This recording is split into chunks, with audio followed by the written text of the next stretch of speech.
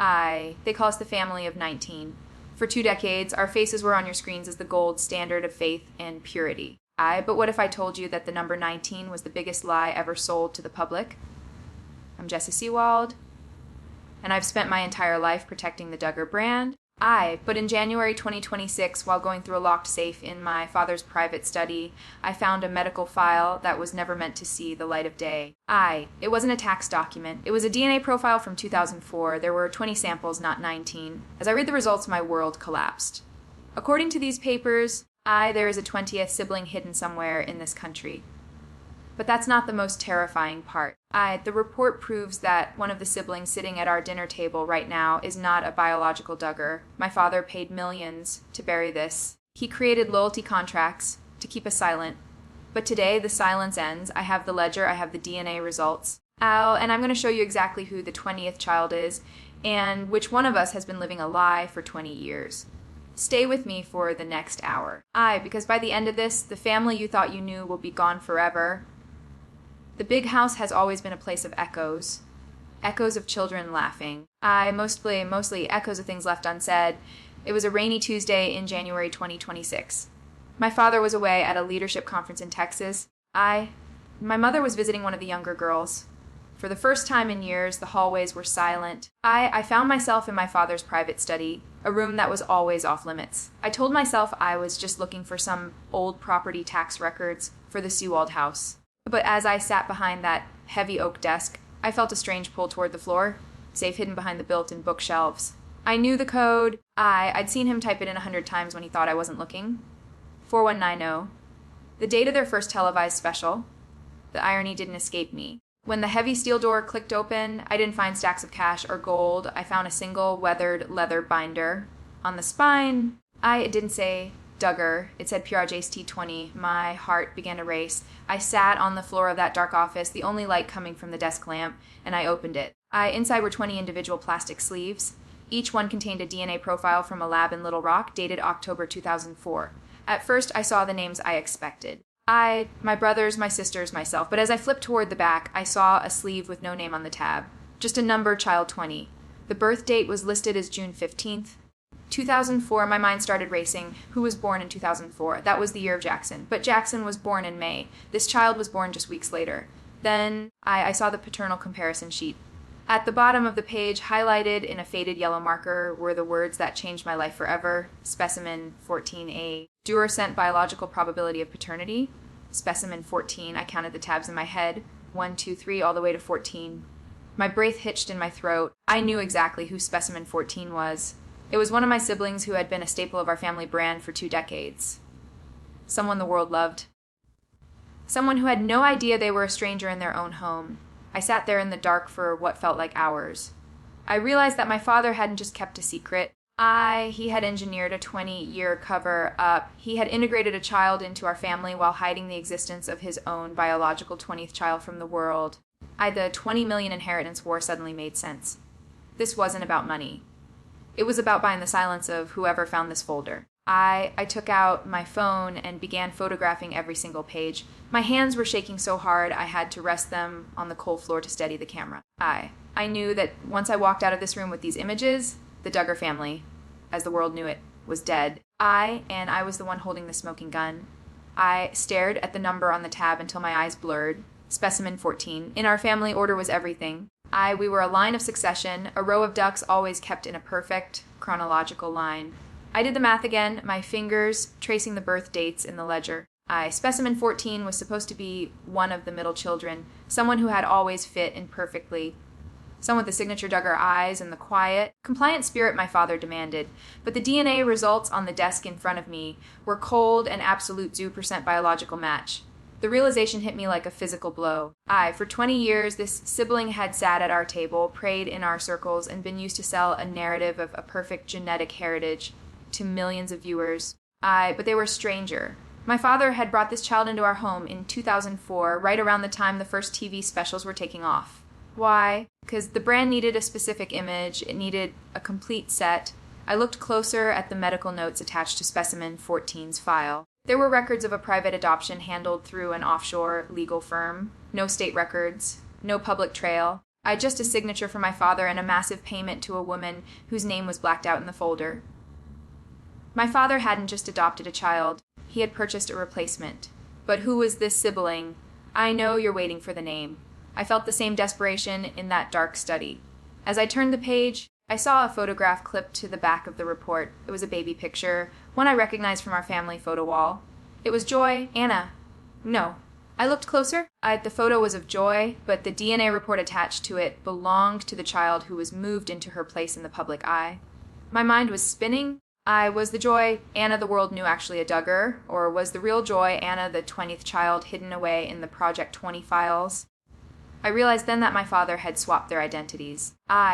He had a biological daughter who didn't fit the TV image, or perhaps had health issues he didn't want the public to see, and he replaced her with a child who looked the part. Specimen 14, the girl we call our sister, was a carefully chosen actress in a lifelong play she didn't even know she was starring in. I felt a wave of nausea. I thought about all the times I had hugged her, all the secrets we had shared. She has no idea. She thinks her blood is our blood. And my father, he watched us grow up together, knowing every single day that it was a lie.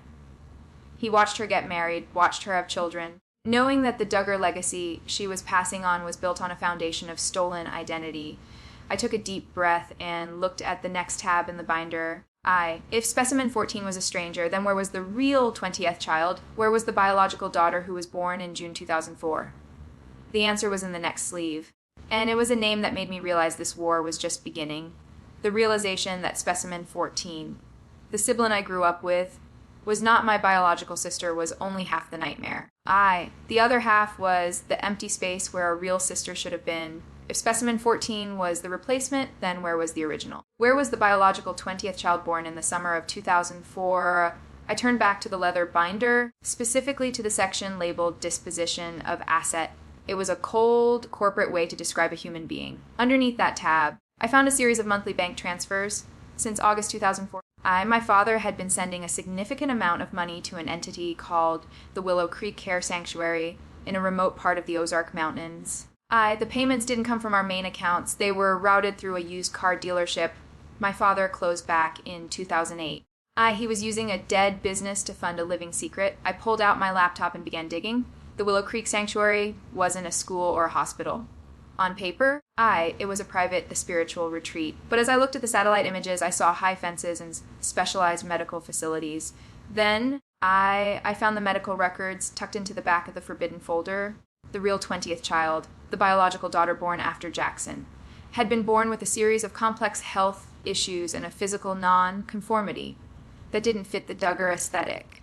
In my father's world, everything had to be a testimony of blessing and perfection. A child with special needs was a distraction from the brand he was building with the TV networks. So he made a choice that haunts me every time I close my eyes. He sent his own flesh and blood to a gated facility to be raised by strangers. And he brought in Specimen 14 to play her role in front of the cameras. He erased her. He deleted a human life from our family history to keep a television contract. I looked at the girl's real name on the birth certificate hidden in the file. Her name was Grace.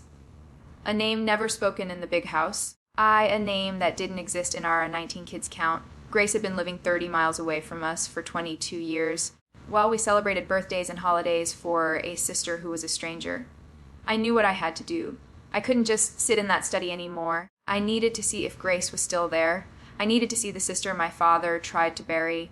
I packed the folder into my bag, wiped the safe for fingerprints, and walked out of the big house.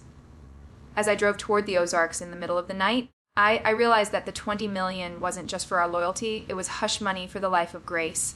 But Grace is not an asset to be disposed of.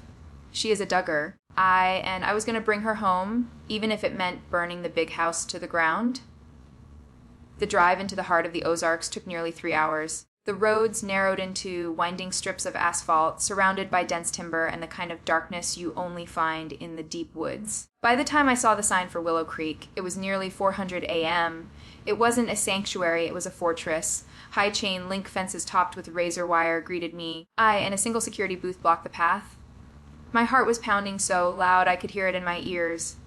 I pulled up to the gate, my hands gripping the steering wheel. When the guard approached, I didn't hide.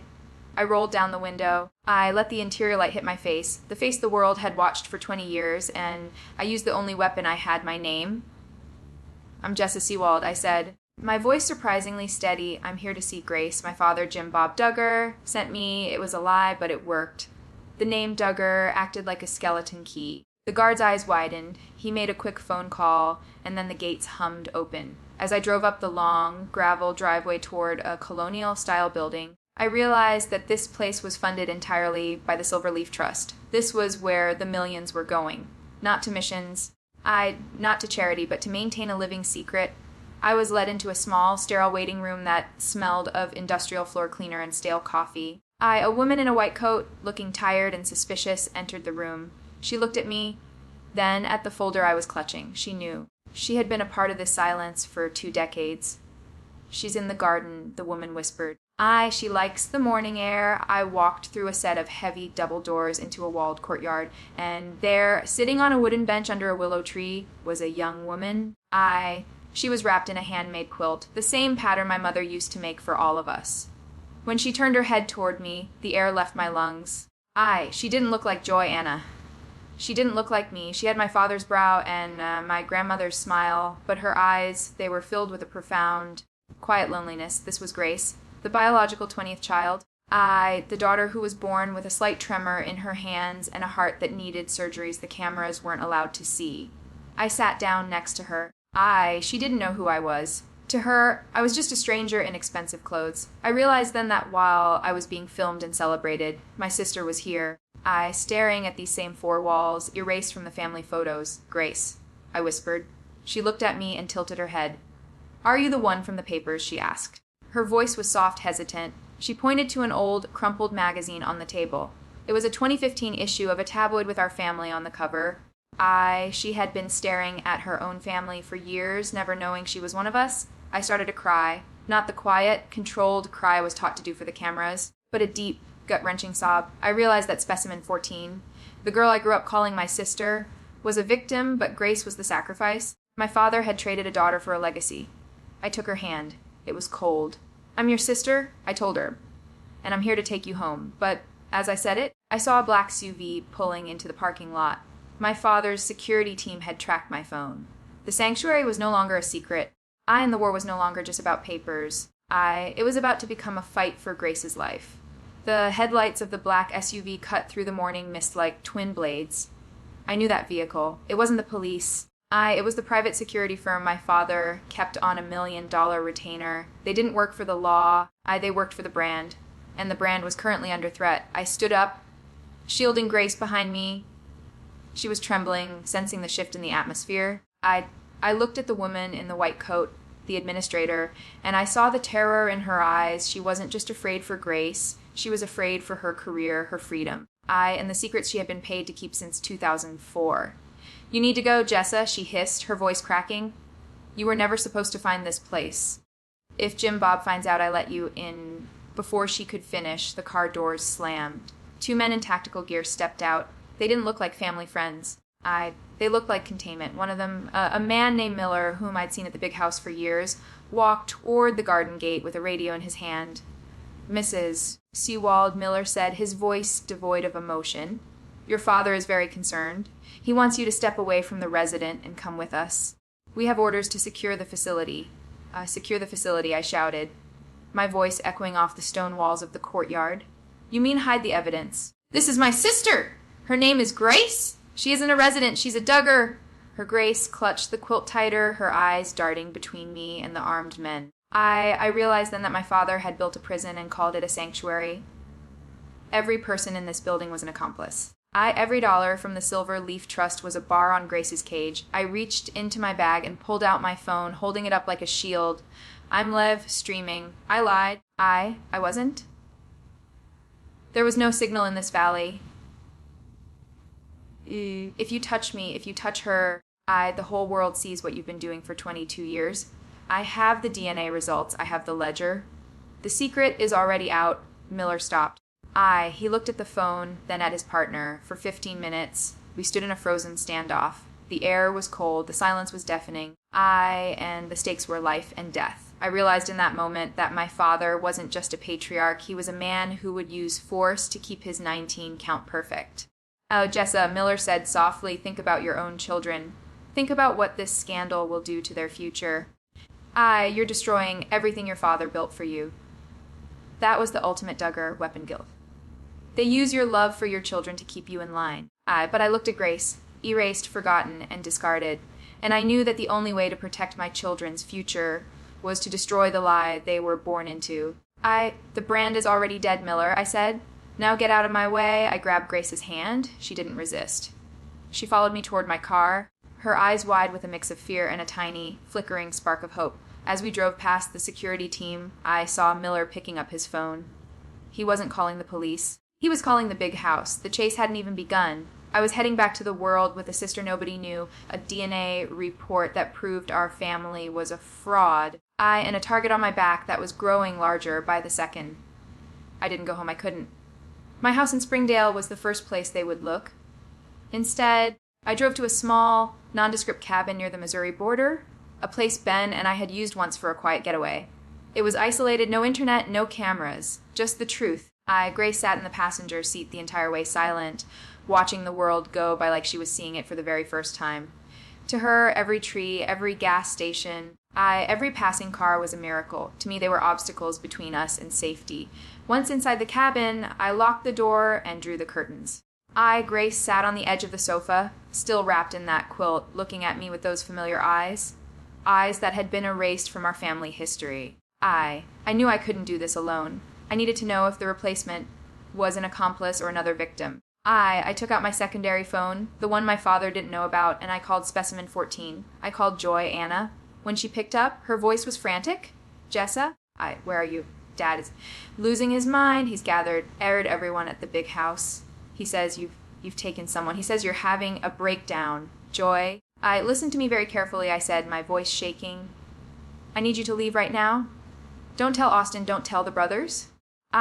Just drive to the location I'm sending you. If you want to know, who you really are, you'll come alone. 2 hours later, a pair of headlights swept across the cabin walls.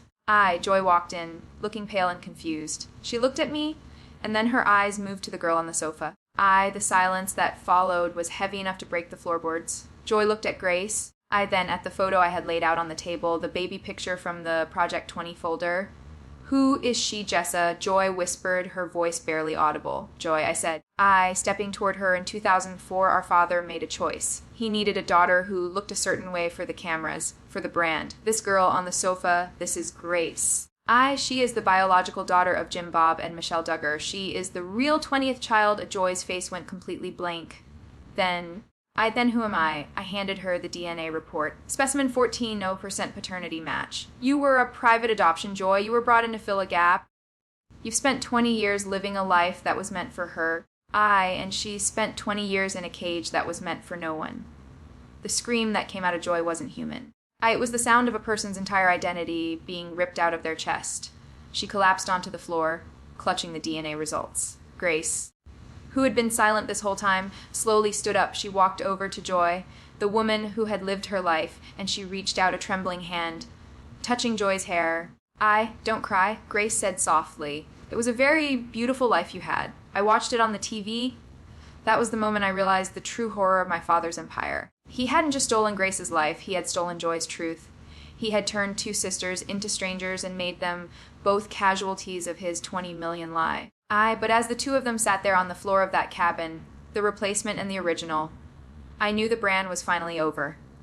The 19 were now 20, and the 20th child was no longer a secret. The shock in that cabin was thick enough to suffocate us. Joy was still staring at the DNA report. And Grace was tracing the patterns on her quilt, but I couldn't afford to just feel.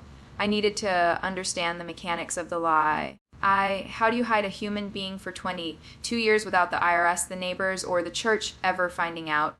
I opened my laptop and connected the encrypted hard drive I had snatched from my father's safe.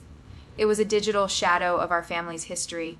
While the public saw 19 kids and counting, this ledger showed a different story. I began searching for Willow Creek and Specimen 14. What I found was a masterpiece of financial deception. Starting in July 2004, my father established a series of shell companies, mostly charitable foundations that existed only on paper. The money for Grace's confinement didn't come from his salary or the show's earnings directly. It was funneled through an entity called the Heritage Protection Group. Since Grace was born, my father had paid exactly $4.2 million to the Willow Creek Sanctuary. That wasn't just for medical care, it was for discretion. I found invoices for private security, non-disclosure agreements for the nurses, and even a legacy insurance policy that paid out to the sanctuary as long as Grace remained off the grid. But then I found the paper trail for Joy. Under the file for Specimen 14, there was a wire transfer of $500,000 to a legal firm in Eastern Europe dated April 2004. It was a purchase. My father hadn't just adopted Joy to be kind. He had bought her to maintain the Duggar aesthetic for the TV networks. The ratings were high. The perfect family image was making millions, and a child with health issues didn't fit the script. So he bought a replacement that did.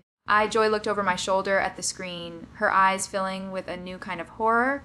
Bought me, Jessa. I'm just a line item in a spreadsheet. You were an investment, Joy. I said, my heart breaking for her. To him, we were all investments, but you and Grace, you were the ones he used to balance the books. The most chilling discovery was the 2026 contingency plan. It was a document drafted only 6 months ago. It stated that upon my father's death, the Silver Leaf Trust would only be distributed if all siblings signed a final confidentiality waiver. If anyone ever spoke of Project 20, the entire $20 million fortune would be forfeited to a private legal defense fund to protect the Duggar name. He had built a financial bomb. He knew that eventually one of us might find Grace. This $20 million inheritance was the tripwire. He was betting that we would choose the money over the truth. He was betting that our greed would be stronger than our love for our own sister. I looked at the total amount spent on the cover-up over 20 years, or $12 million to delete a daughter and buy a substitute. As I closed the laptop, I realized we weren't just a family in a reality show. We were a criminal enterprise, and the CEO was my own father. The clock on the cabin wall read 5:30 a.m. Outside, the Missouri woods were turning a pale, ghostly gray as the sun struggled to rise. Inside, the world had already ended. Joy was sitting on the floor, her eyes red and vacant, clutching the DNA report like it was the only thing holding her together. Grace was asleep on the sofa, her breathing shallow, the only innocent person in a room full of wreckage. I knew my father's security team was still out there, searching. I knew the gatekeepers were already drafting legal threats. But I also knew my father. He doesn't handle silence well. He needs to control the narrative. So I decided to give him the one thing he didn't expect. I picked up my phone and I dialed the private line in his study. He picked up on the second ring. Jessa, his voice was calm, too calm. It was the voice he used when he was lecturing us as children. The one that meant an umbrella of authority, was about to be dropped on our heads. I've been waiting for you to call. You've made a very big mistake, daughter. You've taken something that doesn't belong to you. Something, Dad? I whispered, my voice cracking before I sharpened it. You mean someone? I'm sitting here with Grace. And I'm sitting here with Joy. They're looking at each other for the first time in 22 years. Tell me which one of them is the one that doesn't belong to me. There was a long, suffocating silence on the other end of the line. I could hear him breathing. I could almost hear the gears turning in his head, calculating the cost of this phone call in dollars and cents. You don't understand the complexities of the brand. Jessa, he finally said, his voice dropping into a low, threatening growl. In 2004, the ministry was at a crossroads. We had a chance to reach millions for the Lord. The network needed a specific image of fruitfulness and health. Grace was a blessing, but she was a private blessing. The world wouldn't have understood. We provided for her. We gave her the best care money could buy. You sold her, Dad, I spat out. You traded your biological daughter for a TV contract. And then you bought Joy, Anna, to play her role. You didn't do it for the Lord. You did it for the ratings. You did it for the $20 million that's currently sitting in the Silver Leaf Trust. The money you're using to keep Grace in a cage. Listen to me very carefully, he said. And I could hear the desperation creeping in. If you bring that girl out into the public, you destroy everything. You destroy your brother's ministries. You destroy your sister's marriages. You destroy the inheritance for all 19 of you. You will be penniless, Jessa.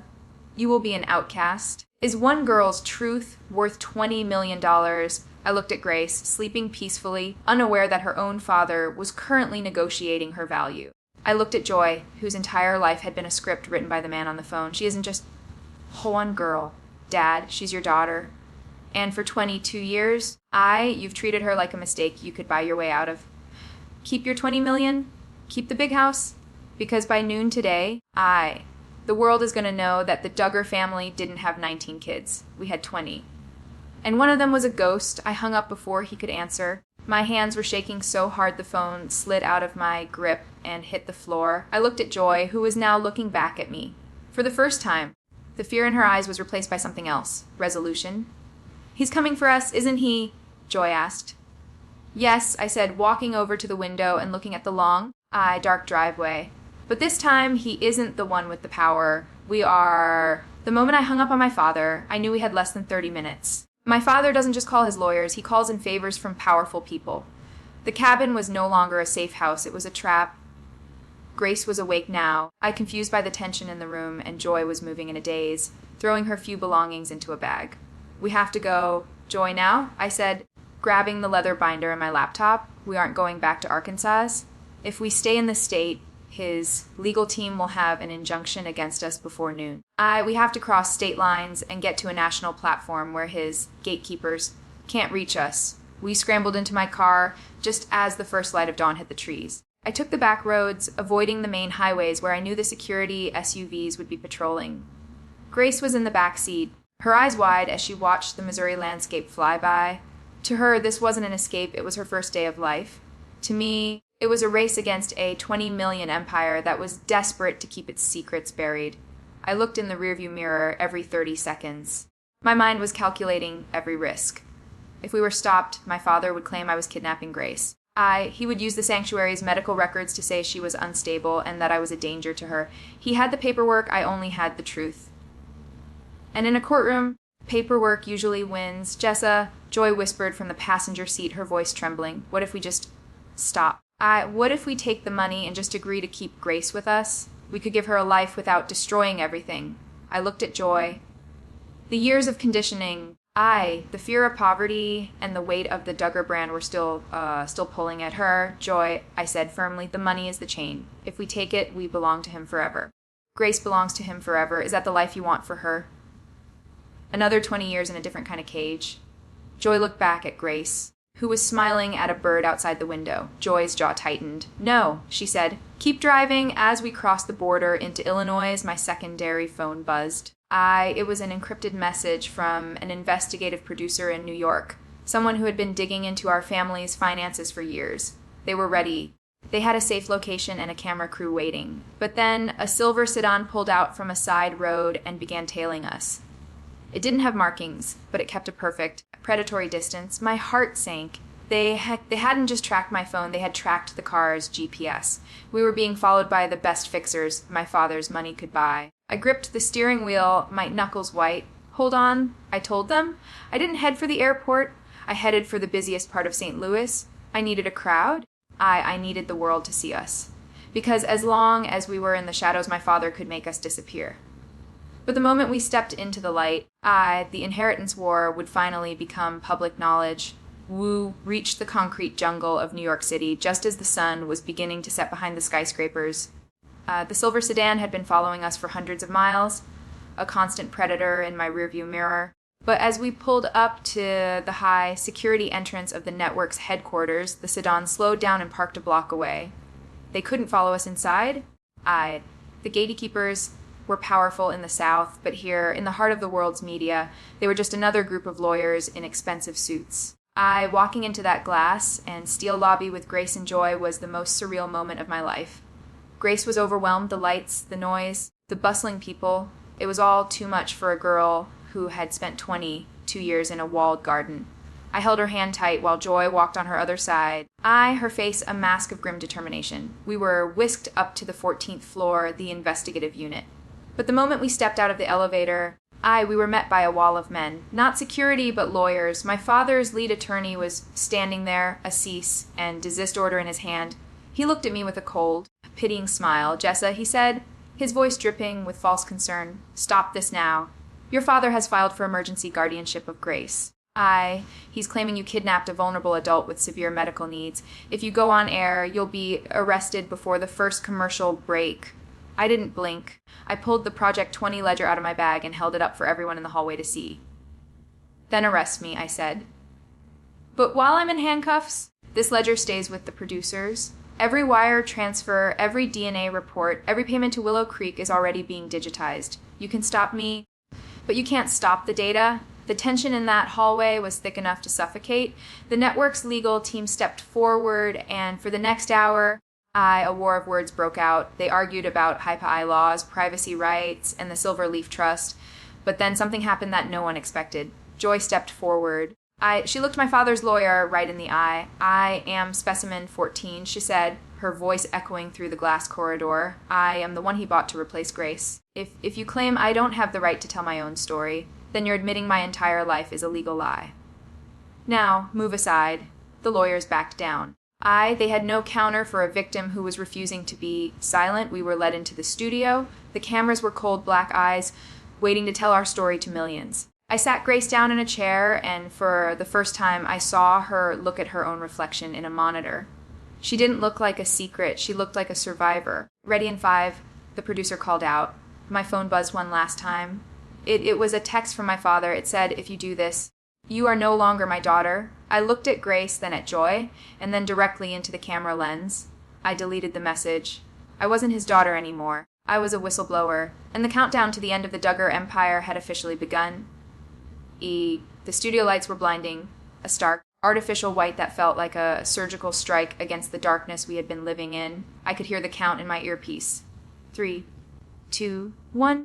You're live. For the next hour, I didn't feel like Jessa Seewald, the reality TV star. I felt like a witness in the most important trial of my life.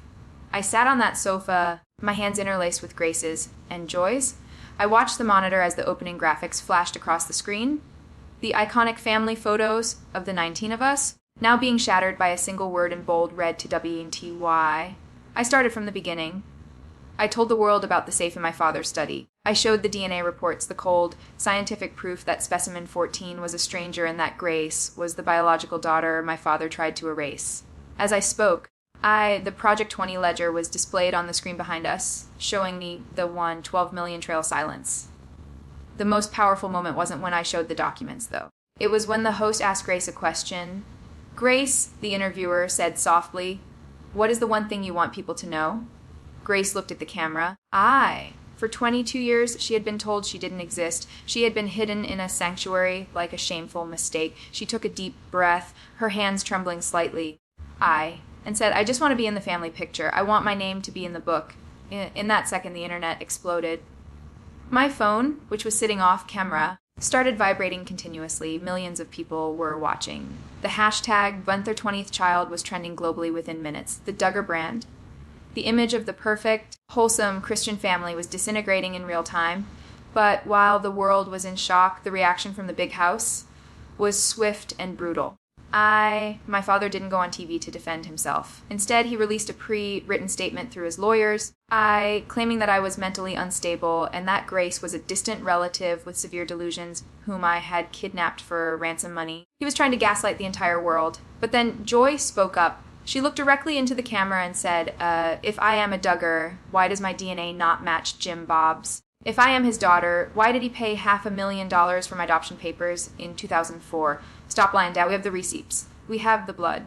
And most importantly, we have each other." The interview ended, but the silence didn't return. As we walked off the set, the producers told us that the authorities in Arkansas had been flooded with calls. Federal investigators were now looking into the Silver Leaf Trust and the Willow Creek Sanctuary for potential human trafficking and financial fraud. My father's $20 million inheritance was now a $20 million liability. He had tried to buy our silence, but he had ended up funding his own downfall. As I hugged Joy and Grace in the green room, I realized that for the first time in my life, I wasn't part of a TV show. I was part of a revolution.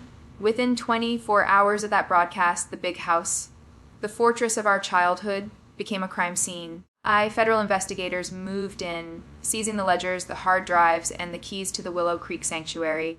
The $20 million inheritance that my father used as a leash was frozen by the courts. For the first time in my life, the Duggar name wasn't a brand, it was a warning. My father's final move was to try and turn my siblings against me. He sent out a mass message saying I had destroyed the future of the family. That I had stolen their security. But he underestimated the bond of blood. When Jana finally saw Grace, she didn't ask for a DNA test. She didn't look at the papers. She simply walked up to her, took her hands, and whispered, "We've been waiting for you for a lifetime. The family is fractured now." Some chose the comfort of the lie and stayed behind the gates of the big house. Others chose the cold, hard light of the truth. But as for me, Joy, and Grace, we started a new life, a life without cameras in our bedrooms, without loyalty contracts, and without the weight of a manufactured legacy. I lost my inheritance. I lost my status. I lost the world I was born into. But standing in my backyard today, watching Grace laugh as she sees the sunset without a fence in her way, I realized I've gained something far more valuable. I found my sister. I found my conscience. To those of you who have followed our family for 20 years, the story you were sold was a masterpiece of fiction. We were never the family of 19. We were always 20. And it took the one child they tried to bury to finally set the rest of us free. The 20 million secret is out. The empire has fallen. And for the first time in my life, I am not Jessa Seewald, the brand. I am Jessa, the sister, and that is enough. The silence is finally over.